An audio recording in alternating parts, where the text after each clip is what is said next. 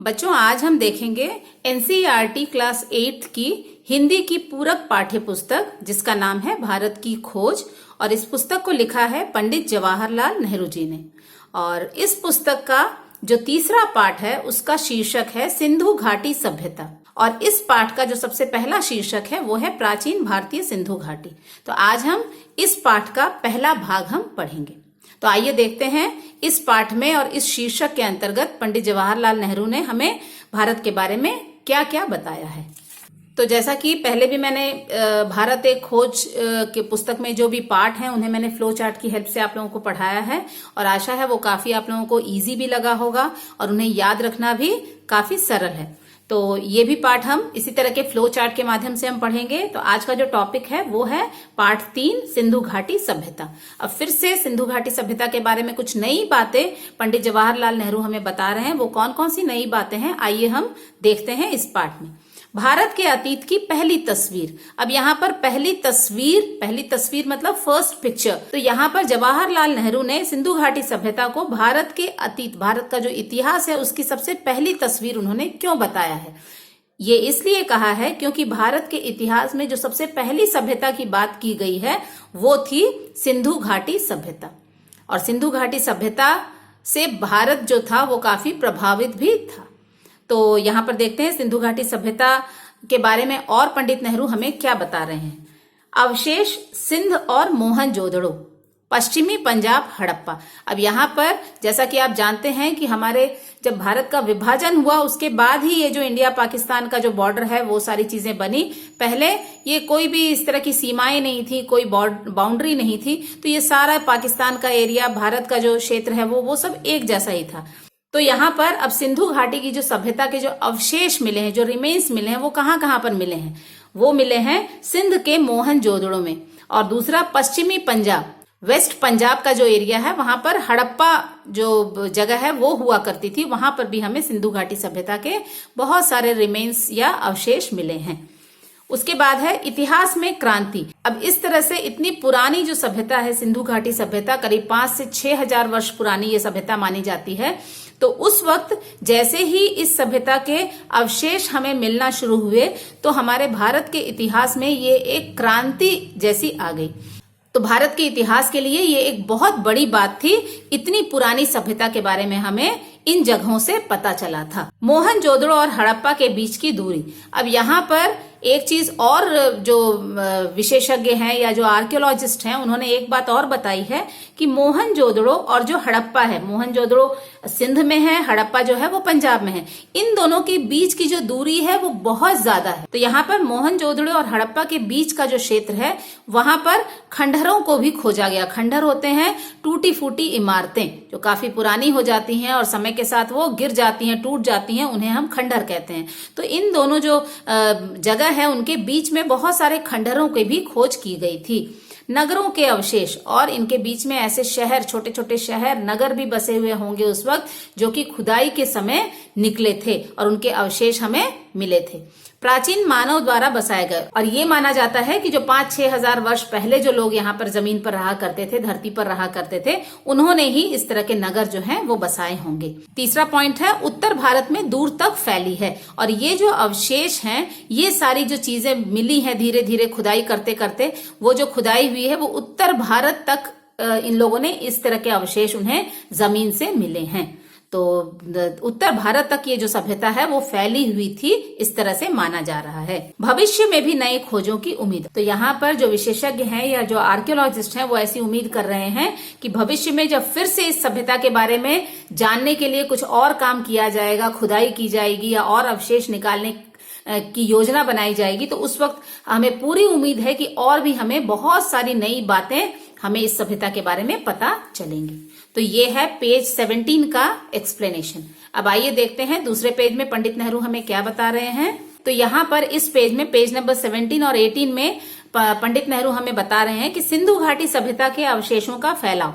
अब ये जो सिंधु घाटी के सभ्यता के जो रिमेन्स हमें समय समय पर मिलते रहे हैं वो कोई एक ही जगह से या किसी सीमित क्षेत्र से नहीं मिले हैं, बल्कि इनका फैलाव बहुत दूर तक है। मतलब कि इतनी दूर तक लोगों का आना जाना था, लोगों की पहुंच थी, उन्होंने अपने नगर, शहर या फिर छोटे छोटे गांव इन्होंने इतनी दूरी तक फैला रखे थे और बना रखे थे। तो यहाँ पर इनका फैलाव कहाँ कहाँ तक है वो आइए हम देखते हैं। पश्चिम में काठियावाड़, पश्चिम मतलब वेस्ट साइड में काठियावाड़ जो जगह है, आज के समय में भी उसे काठियावाड़ कहा जाता है, वहां तक सिंधु घाटी सभ्यता के अवशेष मिले हैं। दूसरा है पंजाब के अंबाला, पंजाब में जो अंबाला नाम की जगह है वहां पर भी इसके अवशेष हमें मिले हैं। गंगा की घाटी, गंगा जो कि हिमालय से निकलती हुई बहती हुई चली आ रही है, उसके दोनों तरफ जो घाटियां हैं वहां भी हमें सिंधु घाटी के रिमेन्स खुदाई के दौरान मिले हैं। आगे सिंधु घाटी सभ्यता का वास्तविक रूप। अब इन अवशेषों से हमें क्या पता चलता है, हमें सिंधु घाटी सभ्यता की किस वास्तविकता का, किस रियलिटी का पता चलता है कि आखिर सिंधु घाटी सभ्यता में लोग किस तरह से रहते थे, उनका पहनावा, उनका रहन सहन, उनका खान पान, उनकी भाषा, इन सब के बारे में क्या हमें पता चलता, ये सब हमें आगे पंडित नेहरू बता रहे हैं। आइए देखते हैं। पहला है अत्यंत विकसित सभ्यता। तो यहाँ पे जो सबसे पहली बात जो इस सभ्यता के बारे में पता चलती है वो ये है कि यह सभ्यता बहुत ही विकसित थी। यहाँ पर ऐसे ऐसे विकास किए गए थे, ऐसे ऐसे इन्वेंशंस किए गए थे जो कि आज के समय में देखा जाए तो वो बहुत ही आश्चर्य में डालने वाले हो सकते हैं। दूसरा है विकास में हजारों वर्षों का समय। जैसा कि हमें पता है कि ये जो सभ्यता है ये 5 से 6 हजार वर्ष पहले हमारी धरती पर रहती थी और उससे भी पहले पता नहीं कब इस सभ्यता का जन्म हुआ और कितने हजार वर्षों तक ये इस धरती पर सभ्यता के रूप में रही। तो ये जो विकास है वो कोई 1, 2 या 100-50 वर्षों का नहीं है, ये हजारों वर्षों का ये विकास था और इस विकास को होने में हजारों वर्षों का समय भी लग गया होगा। धर्मनिरपेक्ष सभ्यता, और जो अवशेष मिले हैं उनसे एक बात ये भी पता चलती है कि यह एक धर्मनिरपेक्ष सभ्यता थी। यहाँ के जो लोग थे वो अलग अलग धर्मों को मानने वाले थे, लेकिन किसी धर्म को उन्होंने अपने ऊपर, अपने संबंधों के ऊपर हावी होने नहीं दिया। यहाँ पर जो रहने वाले लोग थे वो सभी एक दूसरे के धर्म का सम्मान करते थे और अपने अपने धर्म को वो अपने तरीके से माना करते थे। सांस्कृतिक युगों की अग्रदूत मानी जाती है। तो यही एक ऐसी सभ्यता मानी जाती है जिसने अपने हिसाब से अपनी संस्कृति का विकास किया। तो संस्कृति में उनका रहन सहन, उनका खान पान, लोगों से उनका संबंध और त्योहारों, पर्वों और खुशियों को मनाने का तरीका, तो इस तरह की संस्कृति जो है सबसे पहले सिंधु घाटी सभ्यता के लोगों ने ही शुरू की थी। इनके व्यापारिक संबंध दूसरे देशों के साथ कैसे थे और वो कौन कौन से देश थे जिनके साथ ये व्यापार करते थे, इनके बारे में यहाँ पता चलता है। तो सबसे पहला जो इनका व्यापारिक संबंध था वो था फारस के साथ। आज के समय में जिस देश को हम ईरान कहते हैं वो हजारों वर्ष पहले फारस के नाम से जाना जाता था। यहाँ पर इसके और भी जो आसपास के छोटे छोटे देश थे उन्हें सबको मिलाकर फारस कहा जाता था। तो यहाँ पर सिंधु घाटी सभ्यता के लोग ईरान से भी व्यापारिक संबंध रखते थे। दूसरा है मेसोपोटामिया। आज के समय में मेसोपोटामिया को इराक के नाम से जाना जाता है। तो इराक जो देश था उसके साथ भी इसके संबंध थे। मिस्र, मिस्र मतलब इजिप्ट, आज हम उसे इजिप्ट बोलते हैं। तो इजिप्ट के साथ भी सिंधु घाटी सभ्यता के जो लोग थे उनके व्यापारिक संबंध इनके साथ भी। तो आइए आगे देखते हैं इस सभ्यता के बारे में और क्या बताया गया है। बेहतर सभ्यता, इस सभ्यता को बहुत ही अच्छी और विकासशील सभ्यता मानी गई है। इन्होंने समय समय पर पुरानी चीजों को छोड़ दिया और साथ में नए विकास की तरफ वो हमेशा बढ़ते रहे। नई चीजों को जानना, दूसरे देशों से उनके संबंध, दूसरे लोगों से उनके संबंध, इस तरह की बातों को उन्होंने बहुत महत्व दिया और इसीलिए इसे एक बेहतर सभ्यता के रूप में जाना जाता है। व्यापारी वर्ग धनाढ्य, धनाढ्य का मतलब होता है रिच।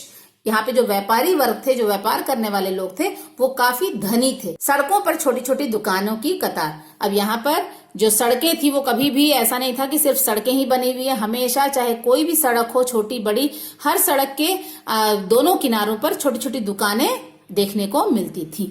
तो इस तरह से ये जो है पेज 17 और 18 में सिंधु घाटी सभ्यता के बारे में ये सारी बातें बताई गई। तो यहाँ पर पेज नंबर 17 और 18 में सिंधु घाटी सभ्यता के बारे में ये सारी बातें बताई गई हैं। अब आइए देखते हैं और हमें क्या जानकारी मिलती है सिंधु घाटी सभ्यता के बारे में। ये है पेज नंबर 18 और 19 का एक्सप्लेनेशन। अब यहाँ पर पंडित नेहरू यह कह रहे हैं कि सिंधु घाटी सभ्यता और भारत वर्तमान में, मतलब आज के समय में जो भारत है और हजारों वर्ष पहले जो एक सभ्यता पनपी थी जिसका नाम था सिंधु घाटी सभ्यता, इन दोनों के बीच में एक लंबा अंतराल आ गया है।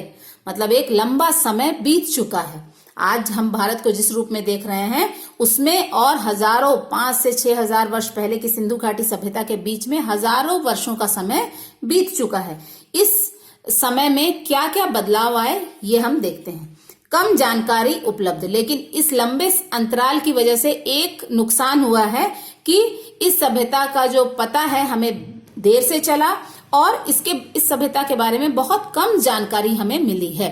हमें बिल्कुल भी पूरी तरह से पता नहीं है कि इस सिंधु घाटी सभ्यता के लोग कैसे थे, उनके सोच विचार और उनके आचार व्यवहार के बारे में हमें पूरी तरह से अभी भी जानकारी नहीं मिली है।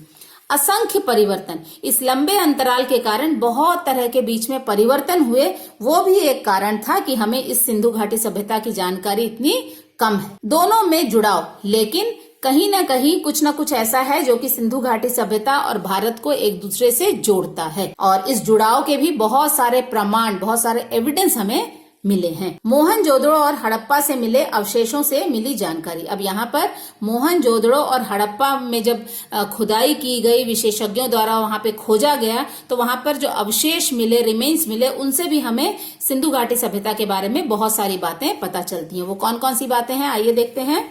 परंपरा, वहां के लोग एक पर्टिकुलर परंपरा फॉलो करते थे, मतलब परंपरा में उनका रहन सहन, उनका खाना पीना, उनका उठना बैठना, उनके एक दूसरे से संबंध, तो इस तरह की जो बातें हैं वो सारी परंपराओं में आती हैं, और ये सारी जो चीजें हैं वो एक पीढ़ी से दूसरी पीढ़ी ट्रांसफर होती रहती हैं। तो वो परंपराओं को वो मानने वाले लोग थे।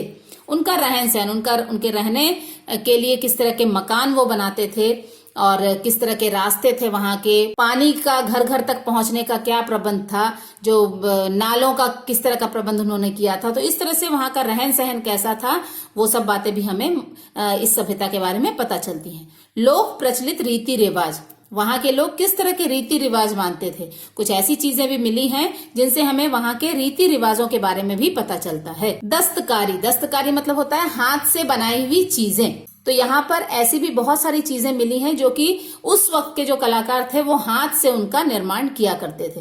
तो इसमें कोई भी चीज हो सकती है, मूर्ति या कपड़ों में कढ़ाई करना, ज्वेलरीज बनाना, खिलौने, तो इस तरह की चीजें जो थी जब वहां पे मिली हैं तो इससे पता चलता है कि वहां के लोगों में दस्तकारी का भी चलन बहुत ज्यादा था। वहां पे ऐसे कलाकार थे जो हाथ से बहुत बारीकी से सुंदर चीजें बनाया करते थे।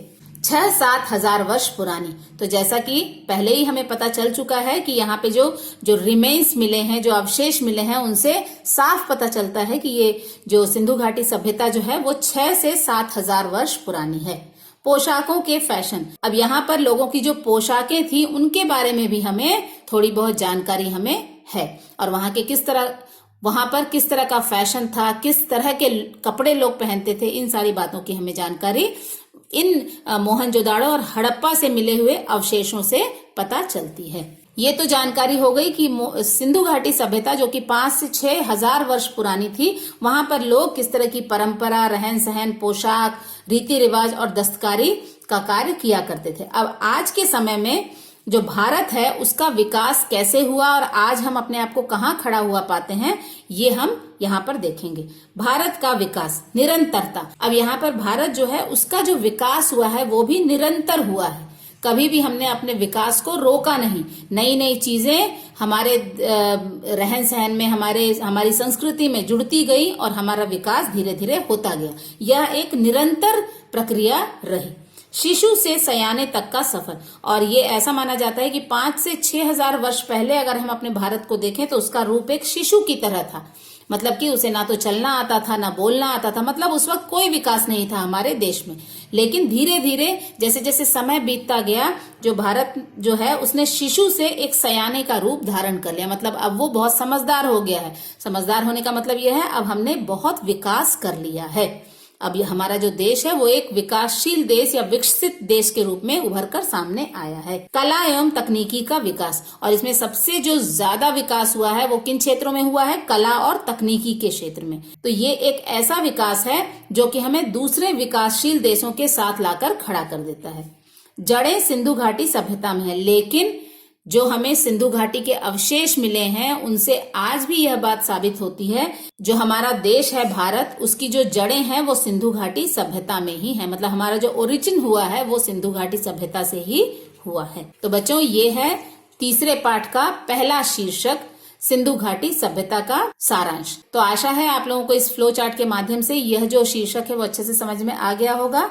इसी तरह से इसके जो अन्य शीर्षक हैं वो भी हम आने वाले समय में देखेंगे। तब तक के लिए थैंक यू।